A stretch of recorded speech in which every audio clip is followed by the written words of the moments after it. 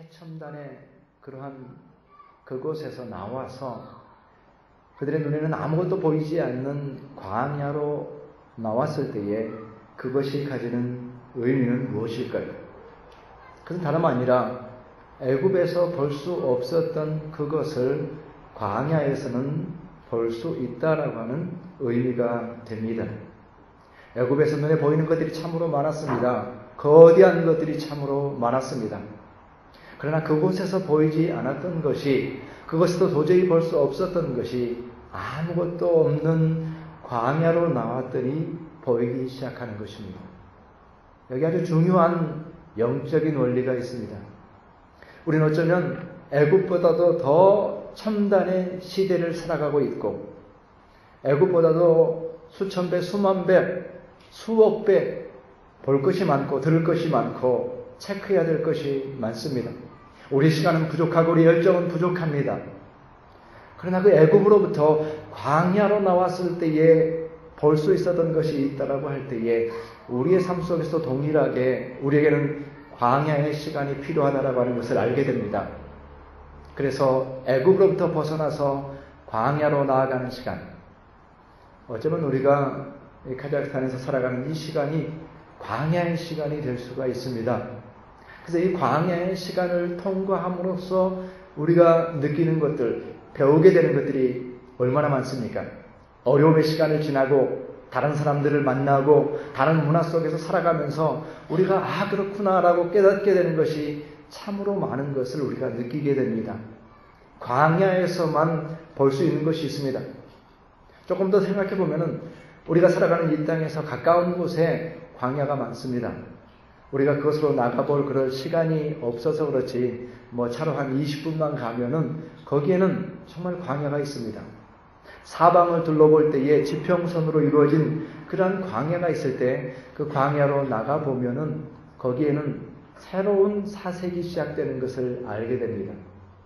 그 침묵과 그 바람 소리 속에서 우리는 어느 순간 내가 이 땅 도시에서 느끼지 못했던 새로운 사고와 새로운 묵상과 새로운 시간 속으로 바로 들어갈 수 있는 것을 느끼게 됩니다. 광야라고 하는 것은 그런 곳입니다. 현실적으로도 그렇고 영적으로도 마찬가지입니다. 우리 모두는 이 시대를 살아가면서 어느 때보다도 광야의 시간이 필요하다라고 하는 것을 알아야 됩니다. 애굽으로부터 벗어나서 광야에 서는 시간, 이 세상의 모든 분주함과 모든 중요한 일들과 모든 재미있는 것에서 벗어나서 홀로 서는 광야의 시간, 그것은 아마도 우리 삶 속에서 오늘 이 시간, 이 예배의 시간이 될 수가 있을 것입니다. 광야의 시간은 때로는 우리의 애굽의 시간보다 재미가 없고 쾌락이 없고 소망이 없어 보일 수 있습니다. 그러나 그럼에도 불구하고 광야에 나왔을 때 보이는 시간이 있고 우리가 예배에 나오는 그 의미가 애굽으로부터 광야로 나오는 것과 같은 그런 시간이 되는 것입니다. 그래서 그 애굽에서 광야로 나와봤더니 그 광야에서 보이는 것이 있더라. 애굽에서는 보이지 않았는데 광야에서만 보이는 것이 있더라라는 것을 알게 됩니다. 오늘 본문의 말씀 속에서는 하나님께서 광야에 선 백성들에게 복에 대해서 말씀하고 계십니다. 복을 주겠다라고 말씀하십니다. 광야에 이스라엘 백성들을 세워놓고 아무것도 보이지 않는 그곳에서 하나님께서는 복을 주겠다라고 말씀하고 계십니다. 애굽에서 생각하는 복과 광야에서 생각하는 복은 다를 것입니다. 광야에서 하나님께서 불러내시고 그들에게 복을 주겠다고 말씀하실 때에 그 복의 의미가 무엇인가를 생각해 보게 되는 것입니다. 광야에서 하나님께서는 복을 말씀하고 계십니다. 복이라고 하는 것은 무엇입니까? 좋은 것입니다. 복은 좋은 것인데 하나님께서 주신 좋은 것, 이게 이제 복의 정의입니다. 그리고 그 복 안에는 물질적인 복이 있습니다. 우리의 주어진 모든 삶의 조건 속에서의 그러한 복, 물질적으로 축복을 받고 또 건강하고 또 시험을 이겨내고 싸움에서 승리하는 그러한 물질적이고 외적인 복이 있습니다. 그리고 영적인 복이 있습니다. 하나님의 자녀로서의 누리는 영원한 소망과 영적인 복. 근데 그 모든 것들이 하나님께서 은혜로 주신 것이에요. 그러니까 복이 되는 거예요. 복이라는 그런 거예요. 우리에게 물질적인 것이 되었든지 아니면 영적인 것이 되었든지 그 모든 것이 하나님께로부터 거저받은 은혜로서 받은 것이에요. 그러니까 더 좋은 거예요. 나의 노력으로 성취된 것이 아니고 내가 결국 수고한 대가를 받은 것이 아니고 이 모든 것을 하나님께서 주셨다라는 고백 속에서 그것이 물질적인 것이건 영적인 것이건 하나님 주신 그 은혜로 받아들일 때에 그것이 참으로 좋은 것이고 복된 것이고 그 은혜를 누리면서 살아가니까 내 삶이 어떻습니까? 아, 참 좋다, 행복하다 라고 하는 그 행복한 상태, 그것도 복입니다. 하나님께서 좋은 것을 주시는데 물질적이건 영적이건 그것을 은혜로 주시고 그것을 내가 받아서 누리니까 참 좋다 하는 그 상태까지가 성경에서 말하는 복입니다. 그러니까 복이라고 하는 이 의미는 참으로 넓은 것입니다. 광범위한 복이라고 우리가 말할 수가 있습니다. 그런데 이 복에 대해서 참 좋은 말이고 참 귀한 말인데 우리가 어찌 보면 이 복에 대해서 어떤 기피하는 마음이 생길 수도 있습니다. 기복적인 그런 느낌을 받는다든지 또는 그런 무속적인 느낌을 갖게 될 때에 과연 하나님을 섬기는 하나님의 백성들이 복을 얘기하는 것이 맞는가라고 하는 생각을 갖게 합니다. 왜냐하면 그 복의 의미가 매우 좁아졌기 때문에 복의 의미가 왜곡되었기 때문입니다. 그 복이라고 하는 것은 우리가 주의해야 될 것은 그 복이 우리의 욕망 안에 갇힐 수 있다라고 하는 것을 우리는 주의해야 됩니다. 그 복이라고 하는 것이 나의 욕망의 어떤 일부인 것으로 생각합니다. 그렇지 않습니다.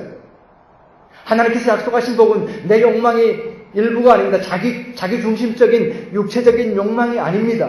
그것을 물론 그것도 포함하겠지만은 그것을 뛰어넘는 훨씬 더 광범위한 것이죠.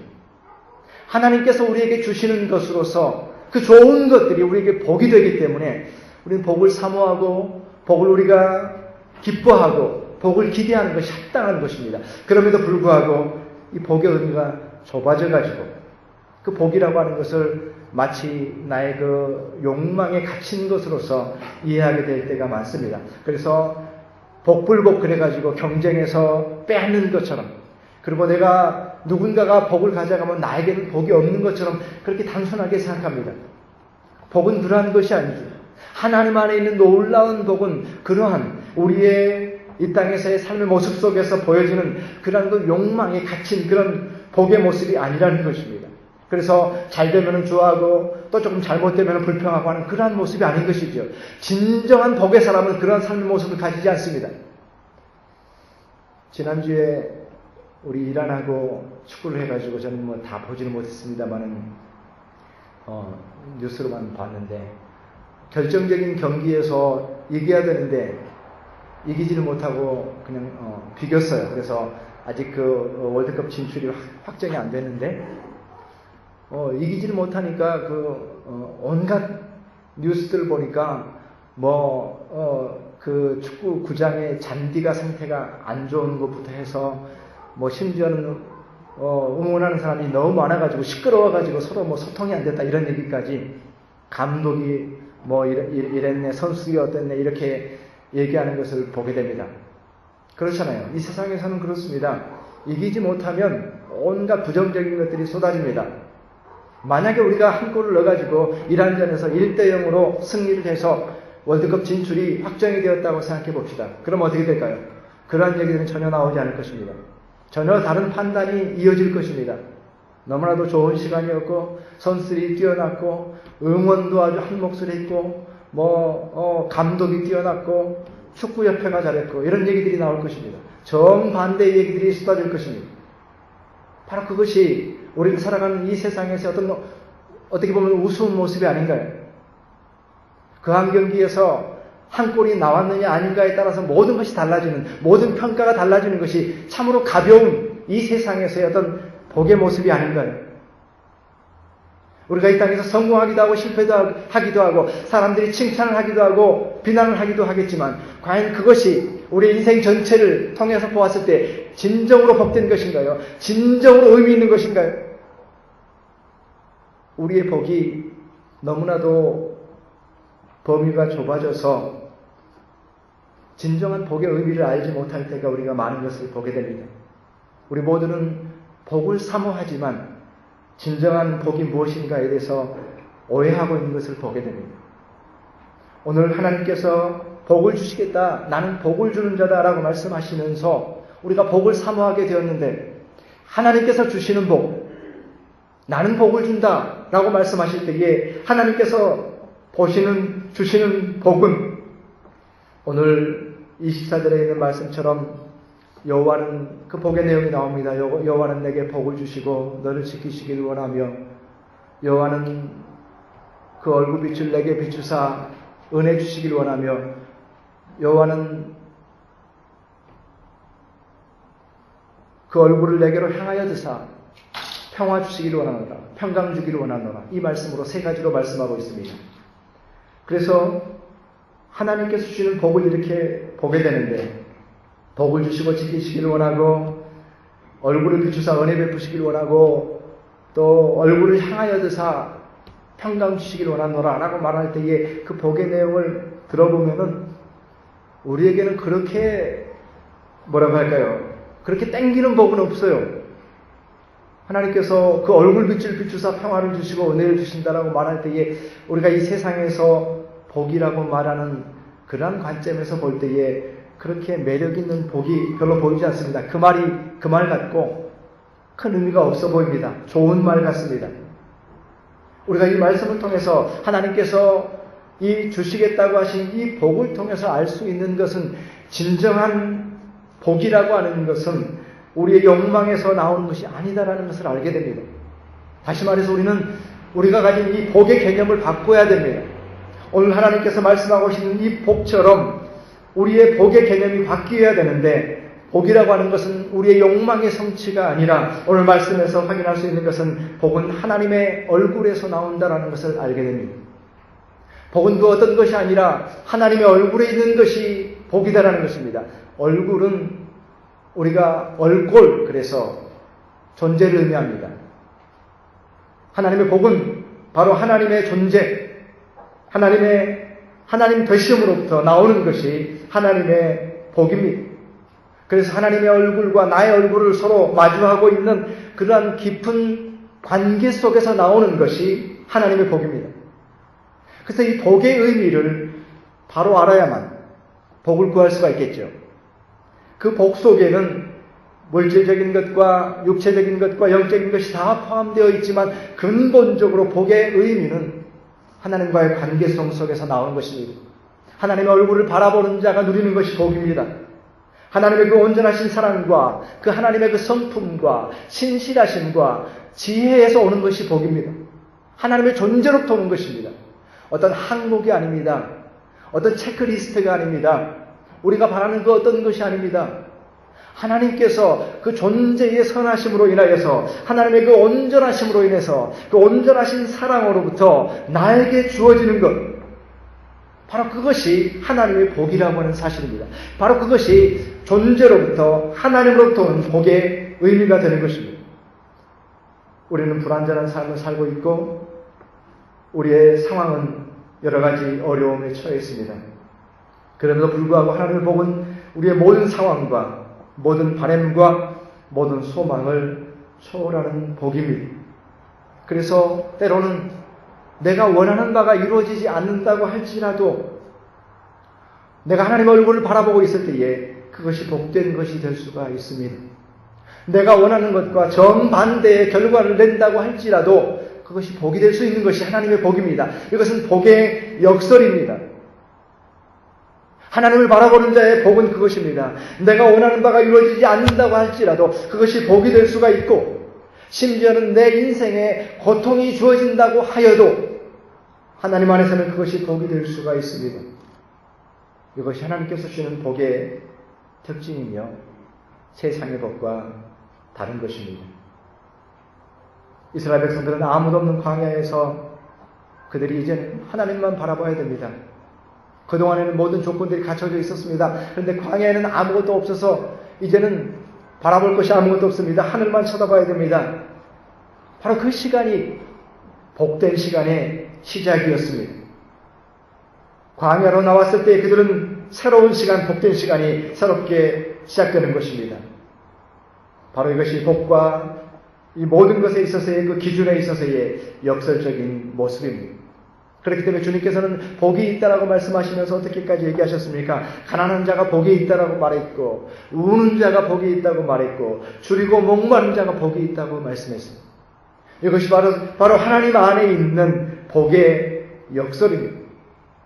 하나님께서 온전하심으로, 그의 선하심으로, 그의 얼굴을 우리 가운데 비춰주실 때에 우리의 삶의 형편과 처지가 어떠하든지 하나님께서 나와 함께 하신다는 믿음 안에서 그것을 복으로 받아들일 때에, 그것을 복으로 고백할 때에, 내 안에 아무것도 아닌 일, 사소한 일이라고 할지라도 그것이 하나님이 주신 복인 것을 우리가 고백하게 될 때에 그것이 진정한 하나님의 복이 되는 것입니다. 바로 복이라고 하는 것은 하나님 안에서 전혀 다른 의미로 우리에게 주어지는 것입니다. 오늘 우리가 함께 불렀던 찬양의 가사와 같이 주 약속 안에서 내 영혼 평안해, 내 뜻보다 더 크신 주님의 계획 나 신뢰해, 두려움 다 내려놓고 주님만 의지해, 주 안에서 내 영혼 안전합니다. 이러한 고백이 하나님의 복을 믿는 신자의 고백이 됩니다. 오늘 그러한 복을, 하나님 안에 있는 참된 복을 아는 자에게 오늘 말씀에서 어떻게 하면 우리가 이 복을 누릴 수 있는가를 말씀하실 때에 하나님께서는 그 백성에게 그 복을 비는 삶을 통해서, 축복하는 삶을 통해서 복이 임한다라고 하는 것을 말씀하고 계십니다. 참된 복은 오직 하나님께로부터 오는 것인데 그 복이 우리에게 임하는 것은 우리가 복을 빌 때에, 그들이 같이 내 이름으로 축복할 때에 내가 복을 주리라. 주님께서 27절의 말씀에서 약속하고 있습니다. 축복할 때에, 복을 빌 때에 복을 주리라고 말씀하고 계십니다. 그리고 모든 신자들에게 이 복을 주는, 복을 비는 삶으로 부르셨습니다.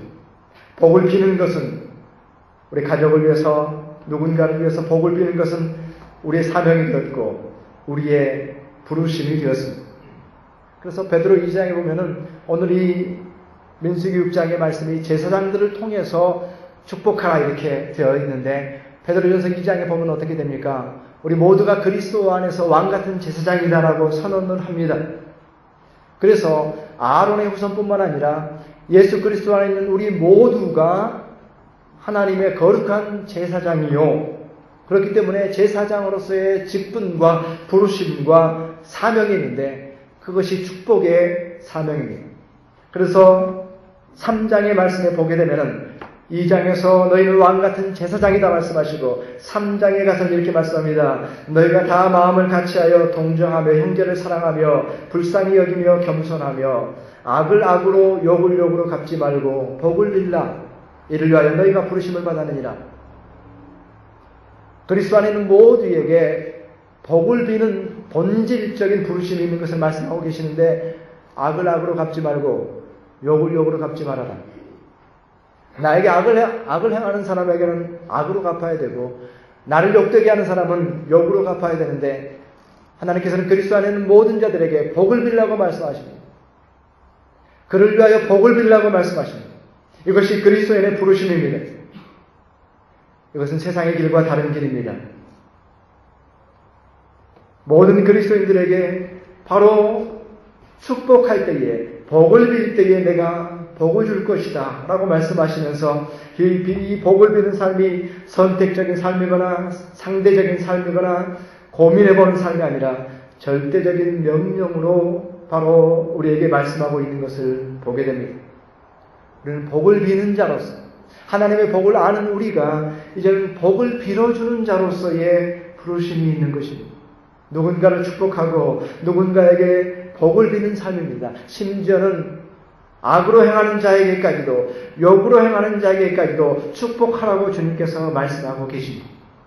이것은 사실 우리가 참으로 누군가의 악으로 인해서 상처받은 우리의 마음이 치유될 수 있는 유일한 길이 여기에 있습니다. 다른 길은 없습니다. 누군가가 나를 모함했습니다. 누군가가 나를 저주했습니다. 나에게 악을 행했습니다. 나를 욕되게 했습니다.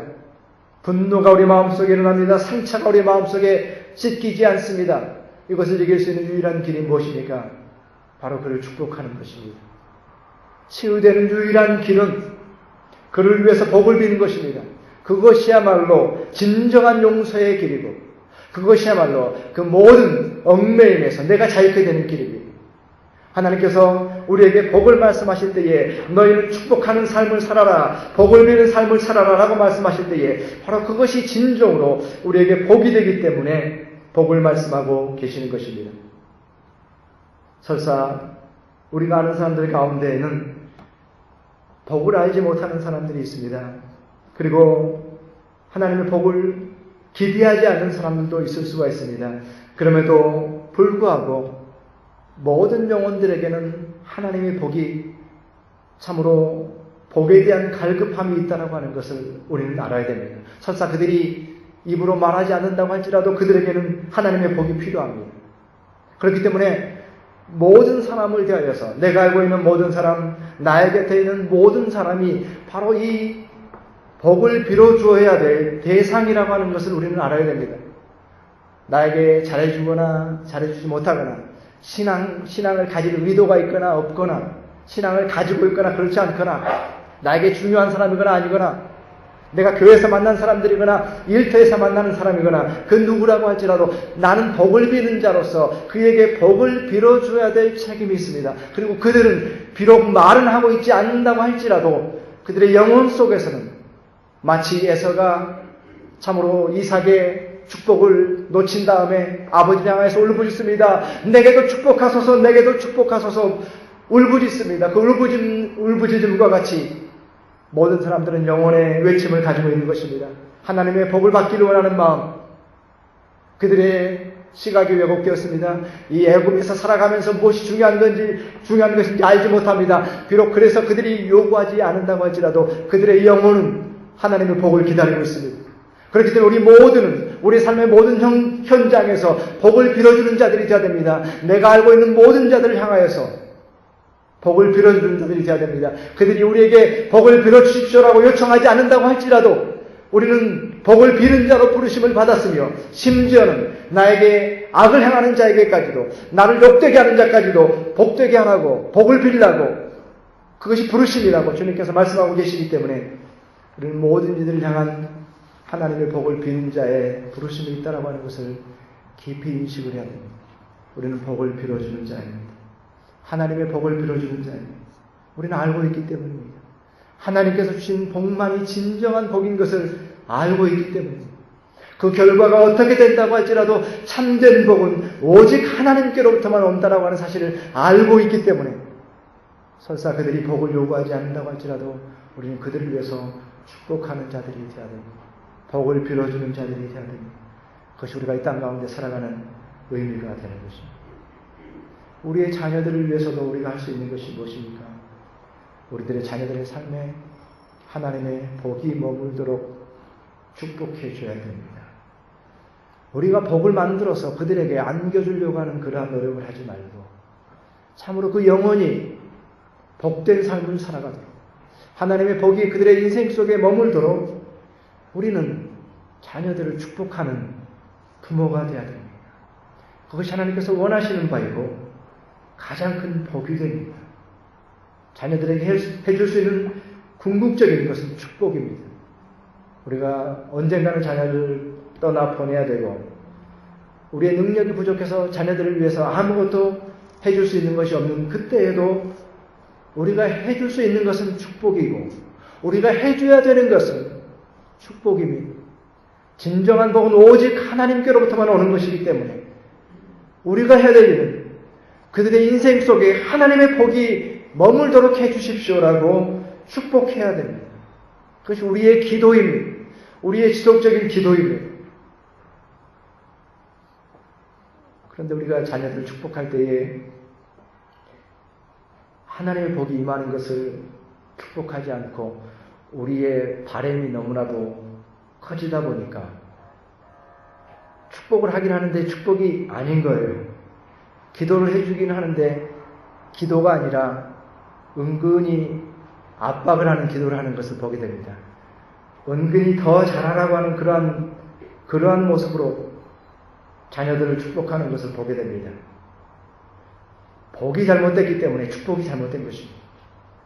부모가 제대로 서 있지 못하기 때문에 자녀를 제대로 축복하지 못하는 것입니다.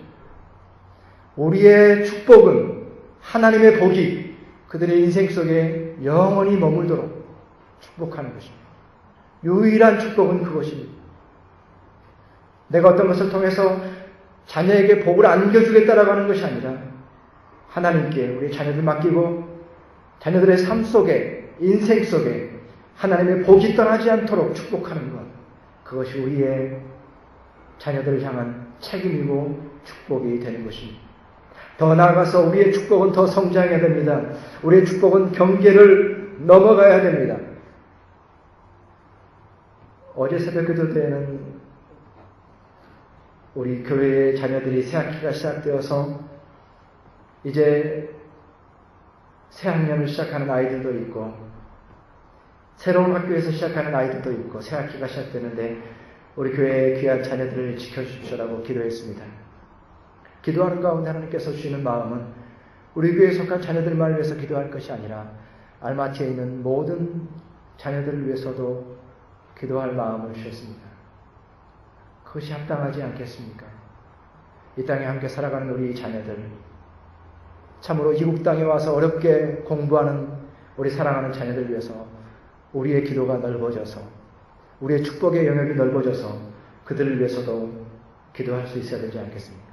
우리가 좋아하는 야베스의 기도에 보면은 내 지경을 넓혀주십시오라고 기도합니다. 이 지경이라고 하는 건 테리토리, 땅입니다. 텐트를 칠 땅, 또한 내가 양을 먹일 땅, 또한 내가 지배하고 소유할 수 있는 그 땅을 얘기합니다. 그 땅이 넓어지기를 기도하고 있습니다. 그러나 그것이 진정으로 어떤 테리토리만을 의미하는 것일까요? 진정한 축복이 된다고 할 때에 지경을 넓혀주십시오라고 하는 것은 나의 축복의 지경이 넓어지게 해주십시오라고 적용할 수가 있는 것입니다. 내가 이제는 나 자신만을 위해서 축복하였다면, 나의 자녀들만을 축복하였다면 이제는 나의 그러한 축복의 범위가 넓어지게 해주십시오. 그것이 참으로 복된 삶이라고 고백하는 것이 아니겠습니까? 따져보면 진정으로 복된 삶, 축복된 삶은 참으로 축복하는 삶이야말로 복된 삶입니다. 누군가를 축복할 수 있다고 하는 것, 그것은 참으로 복된 삶이 아니겠습니까? 네가 잘 되는 것이 나에게 기쁨이다 이런 의미 아닙니까? 네가 잘 되는 것이 나에게 기쁨이다라고 하는 것이 축복하는 삶인데 그 삶이야말로 가장 행복한 삶이 되는 겁니다. 그 삶이야말로 진정으로 축복할 수 있는 관계야말로 가장 행복한 관계가 되는 것입니다. 이것이 하나님께서 우리에게 축복하라고 말씀하신 이유가 되는 것입니다. 우리는 복을 알고 있습니다. 이 세상의 복보다는 복을 알고 있습니다. 그리고 그 복이 오직 하나님께로부터만 온다라고 하는 사실도 알고 있습니다. 그렇기 때문에 우리는 축복하는 삶을 살아야 되고 그 축복하는 삶이야말로 가장 기쁘고 복된 삶이기 때문에 우리는 이 축복하는 삶에 주저함이 없어야 되는 것입니다. 광야에 나온 이스라엘 백성들에게 하나님께서 복을 말씀하셨습니다. 우리 모두가 이 땅 가운데 광야 같은 곳에 살아가고 있지만 우리 삶 속에서 하나님의 복을 알고 또한 너희가 복을 빌 때에 복을 주리라라고 하는 이 약속과 영적인 원리를 따라서 우리의 삶 속에서 참으로 축복하는 삶, 복을 비는 삶으로 하나님을 영원롭게 하고 모두를 복되게 하는 귀한 삶을 살아가시는 저와 여러분의 삶이 되시기를 주님의 이름으로 축원합니다. 기도하겠습니다.